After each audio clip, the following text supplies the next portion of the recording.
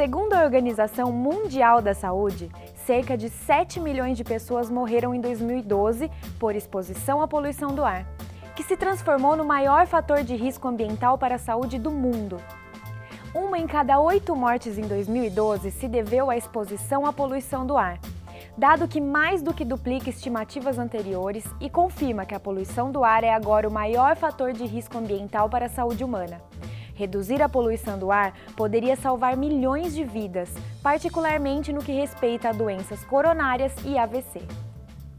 No Brasil, esses índices de morte devido à poluição do ar também são altos, mas com a mistura do etanol anidro à gasolina e também com o uso do etanol hidratado nos veículos com motores flex, estamos conseguindo controlar a poluição atmosférica, principalmente nas grandes metrópoles. Sobre as implicações do aumento da mistura de etanol à gasolina, passando de 25% para 27,5%, vamos assistir a uma entrevista com o engenheiro Alfred Swark, da Única, União das Indústrias Canavieiras. Bom, o aumento do teor de etanol na gasolina de 25% para 27,5% ou talvez até 30%, que já é um tema que vem sendo objeto aí de uma discussão no parlamento, é um avanço no sentido de se proporcionar o maior e melhor uso do etanol. Primeiro, sob o ponto de vista estratégico para o país, quanto mais etanol usamos, menos gasolina precisamos importar. Hoje o Brasil é um importante importador de gasolina.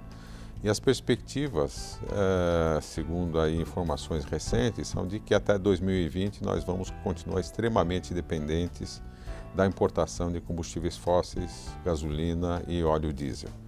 Então, aumentando o consumo de etanol na mistura com a gasolina, nós estamos automaticamente diminuindo a pressão sobre essas importações, que afetam a balança de pagamentos do país e que também estão afetando de uma forma bastante séria e corroendo as finanças da Petrobras. Engenheiro Alfred, as indústrias de produção de etanol estão preparadas para esse aumento de produção? Pelo lado do setor sucroenergético, é um uso garantido de um produto que tem benefícios ambientais e sociais e que também agrega maior valor ao seu mix de vendas. Em termos econômicos, nós vamos ter aí uma produção, um aumento na produção de anidro.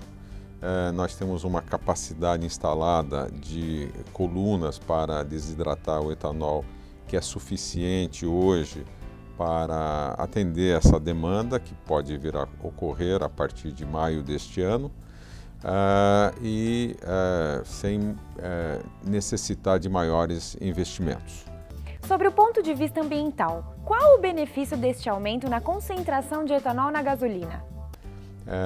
Sob o ponto de vista ambiental, nós temos aí aquela famosa equação que mostra que quanto mais etanol nós tivermos aí na mistura, melhor será o resultado em termos de redução na emissão de gases de efeito estufa, que hoje estão aí na pauta das discussões internacionais e sendo objeto de controle no mundo inteiro, já que são responsáveis aí pelas mudanças climáticas globais. Isso num campo mais amplo. Sob o ponto de vista, vamos dizer, mais regional, nós temos um benefício direto na redução de emissões de compostos de enxofre, que já estão relativamente baixos, que a gasolina melhorou muito de qualidade, mas podemos avançar um pouco mais nesse sentido.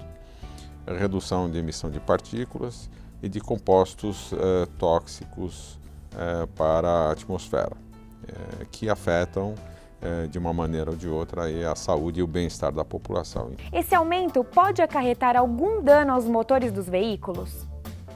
Existem aqueles que argumentam que o aumento da mistura pode vir a causar problemas para os veículos, para os motores.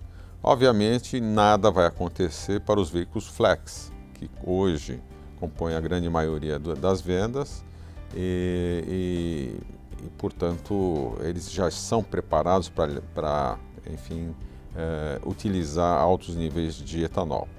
Os veículos a gasolina que nós temos hoje no mercado, e temos aí uma frota bastante diversa, antiga, de média idade e recente, eu acredito que também não deva acontecer nenhum problema. São veículos que os seus principais componentes já são manufaturados com materiais compatíveis com a presença de etanol e não ou não seria uma elevação marginal de 2 pontos ou 3 pontos percentuais de etanol que colocaria esses componentes ou sistemas sob risco de corrosão ou degradação acentuada. O etanol é mais eficiente no ponto de vista energético do que a gasolina? A eficiência energética do etanol em relação à gasolina é uma questão aí que vem sendo amplamente discutida. A gente tem estudado esse assunto e a posição que o setor sucroenergético apresenta é que é possível melhorar essa relação. Essa relação hoje, ela, vamos dizer, para efeitos de consumo do público, grande público, todo mundo tem um número mágico de 70% de paridade como principal referência. Acontece que, se nós analisarmos os dados publicados pelo Inmetro sobre eficiência energética, nós vamos ver que uma grande parcela de modelos que estão aí no mercado estão abaixo de 68%, 70%, enfim, a grande parte se situa em torno de 68%, 69%. E temos alguns poucos modelos um pouco acima dos 70% que apresentariam uma margem mais eficiente para o consumidor. Então, o que a Única e outras entidades congêneres estão pleiteando junto ao governo é que, no âmbito do Inovar Alto, que é hoje o pilar da política industrial do setor automobilístico em nosso país, haja algum incentivo para as montadoras irem além dos 70% que hoje elas consideram como a referência. Então, essa é a sugestão que a Única levou para o governo federal, que está estudando esse assunto e que poderá vir a resultar aí num produto mais eficiente para o etanol.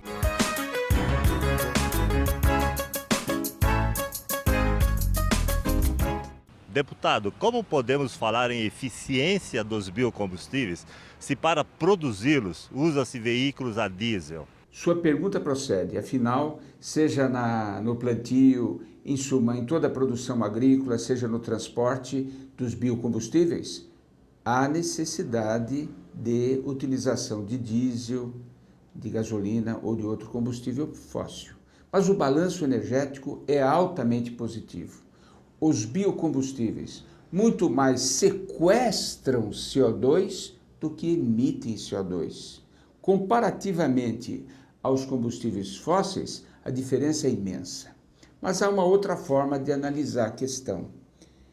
É a seguinte: quantos litros de biocombustíveis eu consigo produzir usando 1 litro de petróleo, 1 litro de combustível fóssil? A proporção para o etanol de milho dos Estados Unidos não é muito favorável. Eu produzo 1,3 litros de etanol de milho utilizando 1 litro de petróleo.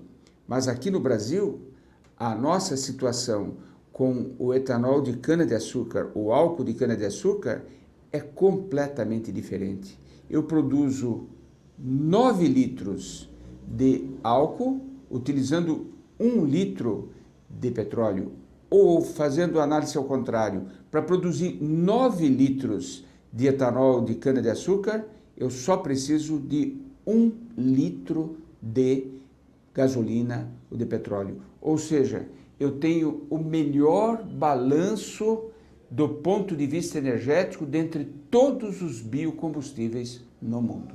No próximo bloco, confira a entrevista com Pedro Mizutani, diretor da Raízen. Não saia daí! cada brasileiro é responsável pela emissão de aproximadamente 10 toneladas de gás carbônico por ano, 2 vezes mais que a média mundial. Por isso, reveja as suas ações. Atitudes como dar preferência no uso de transporte público, apagar as lâmpadas que não estão sendo utilizadas e economizar gás colaboram para a diminuição desta taxa. Assim, você pode reduzir sua emissão para pouco mais de 1 tonelada por ano, número adequado para que o aumento da temperatura global não alcance os 2 graus Celsius.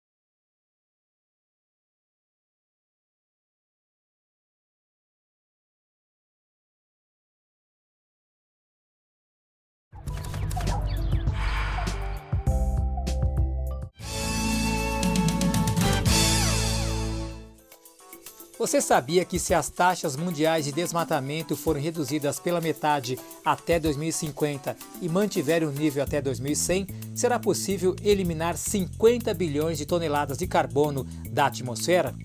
Isso equivale a cerca de 10% dos cortes necessários para que a temperatura da Terra não aumente mais que 2 graus Celsius.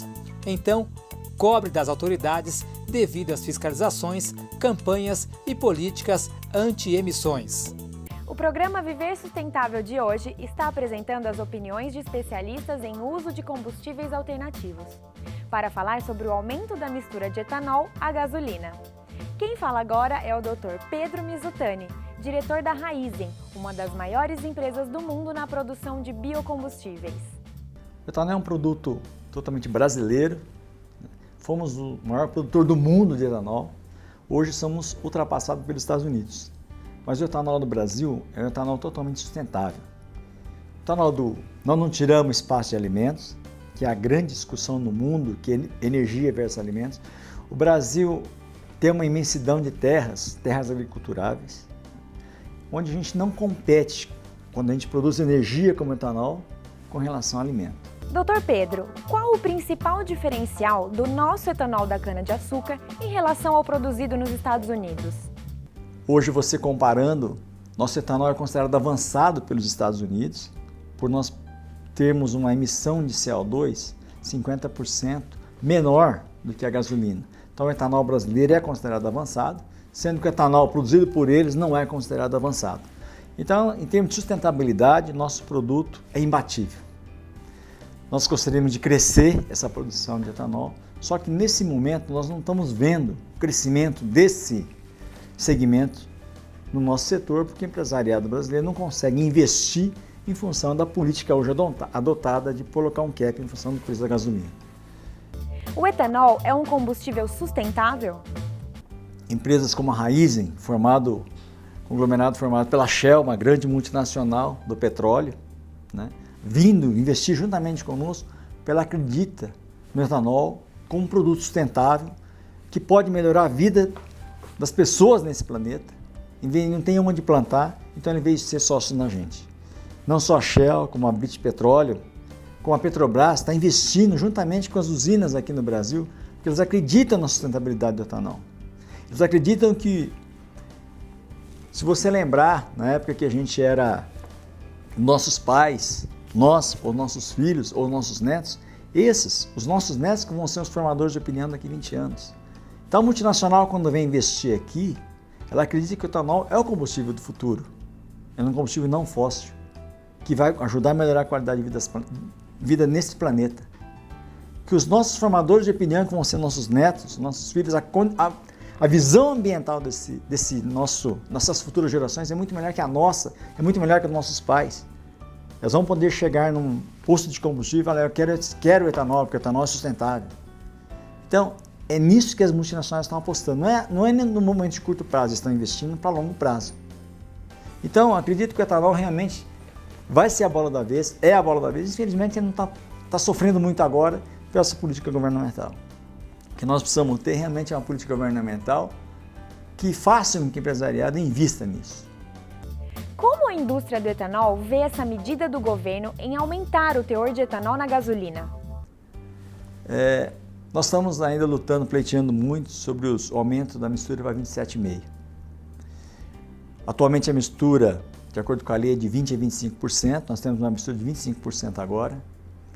Todo o setor investiu num parque industrial maior de etanol anidro, porque você sabe que nós temos dois tipos de etanol. O hidratado, que vai diretamente nos carros, para fazer o carro andar no lugar da gasolina. E temos também o etanol que a gente mistura na gasolina, que é o etanol anidro.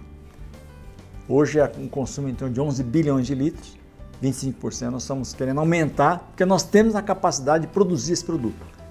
E ao mesmo tempo isso vai ajudar ainda mais em menor emissões de CO2, menor emissão de enxofre para os carros movidos a gasolina.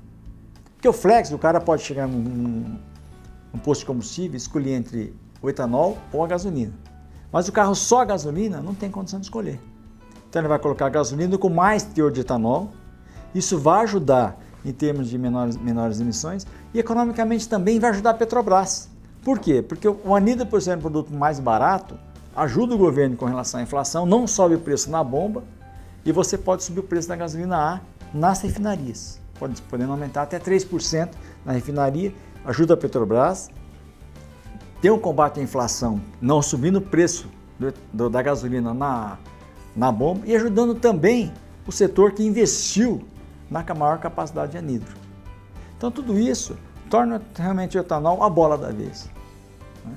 Então eu acredito que o etanol é um combustível de futuro, não só eu, que trabalho numa empresa chamada Raízen, que é a maior empresa de etanol aqui do Brasil, uma das maiores do mundo, sócio de uma empresa petrolífera, Shell, uma das maiores empresas do mundo, que acredita também nesse etanol. Então, cada vez mais nós vamos brigar por um produto sustentável, um produto que se preocupa com a parte ambiental, com a parte social e com a parte econômica. Porque só esse tripé vai fazer com que a gente tenha a melhor qualidade de vida nesse planeta.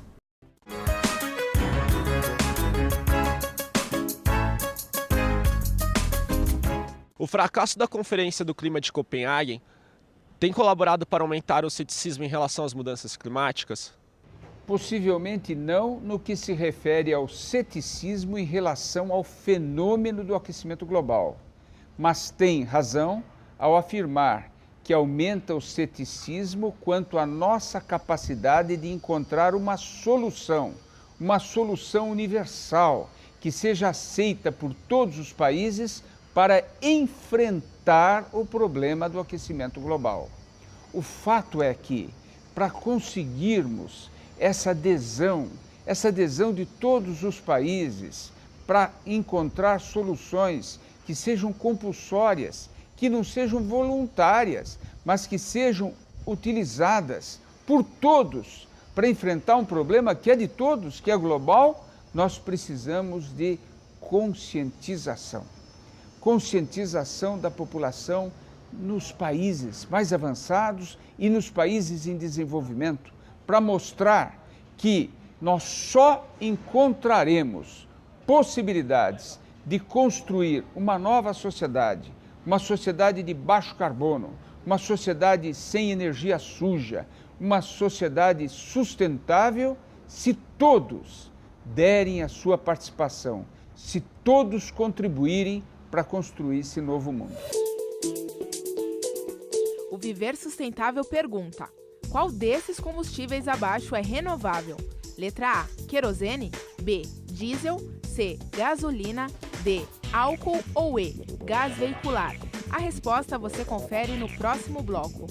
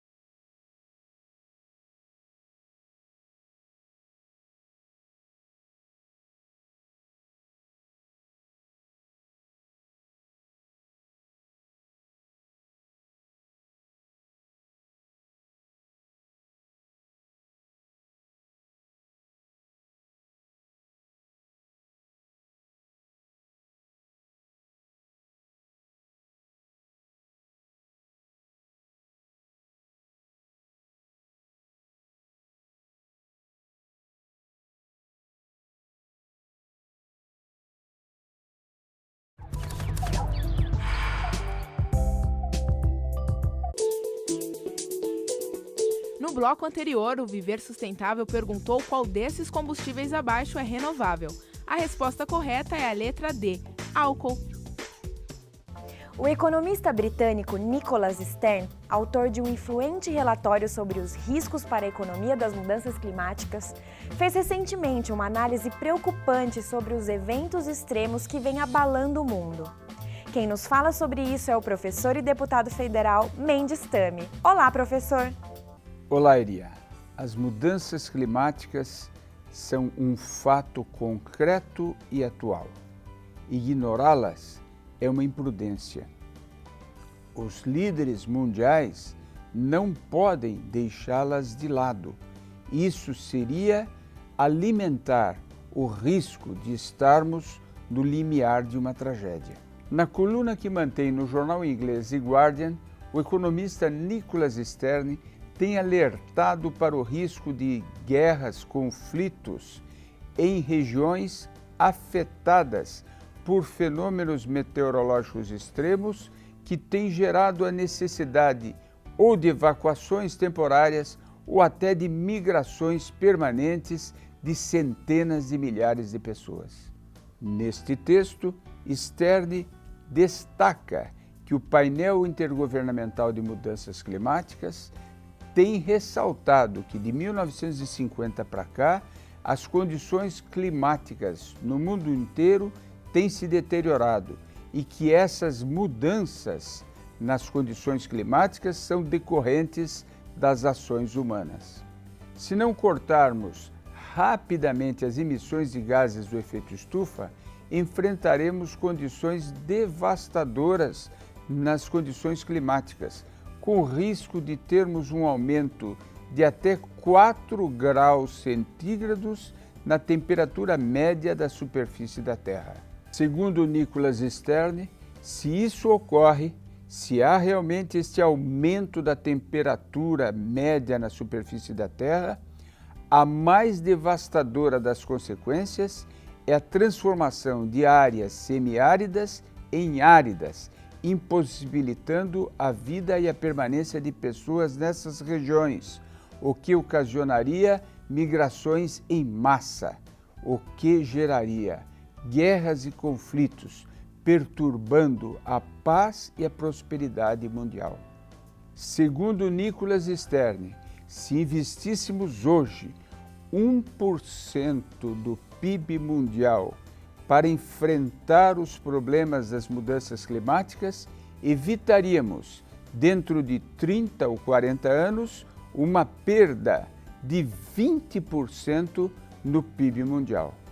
Nicholas Stern enfatiza que deixar tudo como está significa assumir um risco enorme e que o enfrentamento da questão só será possível com uma efetiva drástica, rápida redução de gases do efeito estufa, o que só será possível com uma verdadeira revolução energética, uma nova revolução industrial, substituindo a atual civilização carbonária por uma civilização de baixo carbono.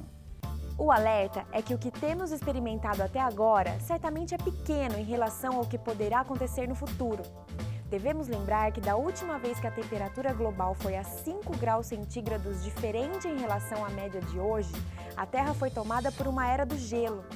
Vamos conhecer agora a opinião de alguns cientistas sobre o assunto.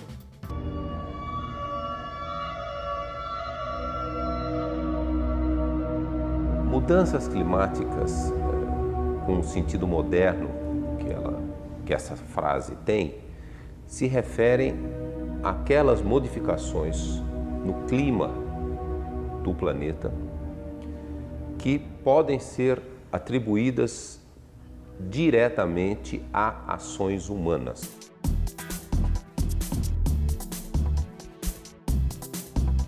Os testemunhos de neve e gelo mostram nitidamente, claramente e cientificamente incontestável que desde a Revolução Industrial aos dias de hoje, os níveis de CO2 só aumentaram e acompanhando a escala da industrialização e a escala de consumo de combustíveis fósseis.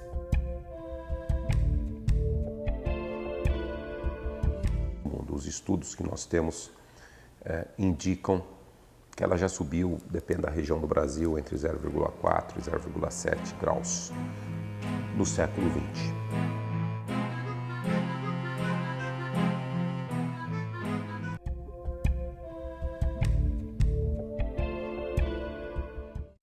A maioria das projeções mostram com clareza que um planeta mais quente, alguns fenômenos extremos do clima se tornarão mais frequentes ou mais intensos.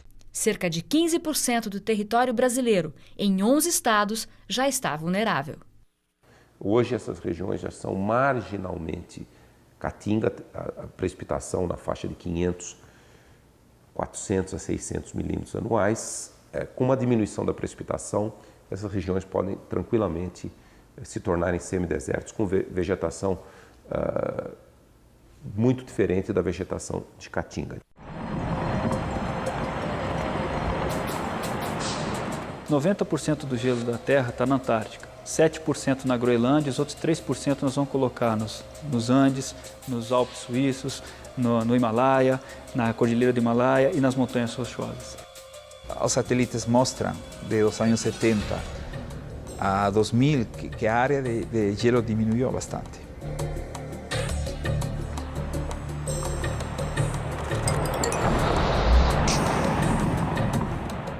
Na Antártica e na Groenlândia também, que as áreas têm diminuído, que as calotas polares quebram mais rapidamente e tem muitos icebergs soltos por aí. Ou seja, todo isso já é um indicador, um sinal de que existe o processo de aquecimento global.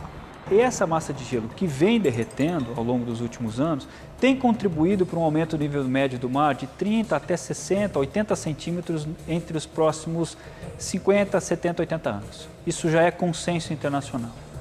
Todos os calçadões que foram construídos na beira-mar ou todos os cordões de dunas de areia que foram retirados para a ocupação antrópica, casa, atividades de cultura, lazer, na beira da praia, na região costeira propriamente dita, elas serão ou destruídas pelas ondas ou pelo aumento do nível médio do mar em meio metro.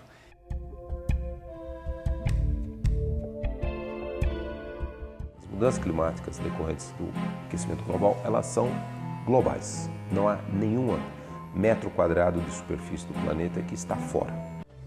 Isso é alarmante, porque nós temos de fato um potencial muito grande em mudar a superfície do planeta. Já mudamos, estamos mudando e iremos mudar a superfície do planeta. Se nós continuarmos a aumentar as emissões, pode sim chegar o momento que as ameaças a nós, aos humanos, aos ecossistemas naturais, se tornem insuportáveis.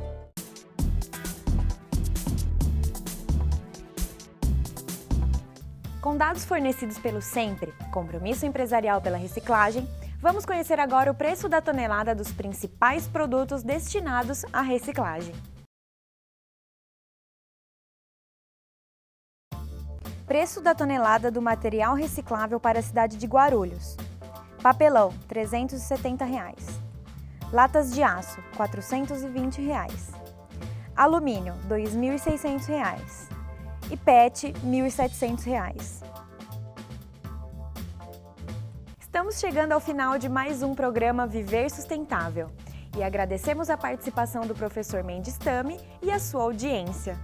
Não se esqueça, você também pode enviar suas sugestões para contato@viversustentável.net ou assistir aos nossos arquivos de programas através do nosso site viversustentável.net. Uma boa semana sustentável!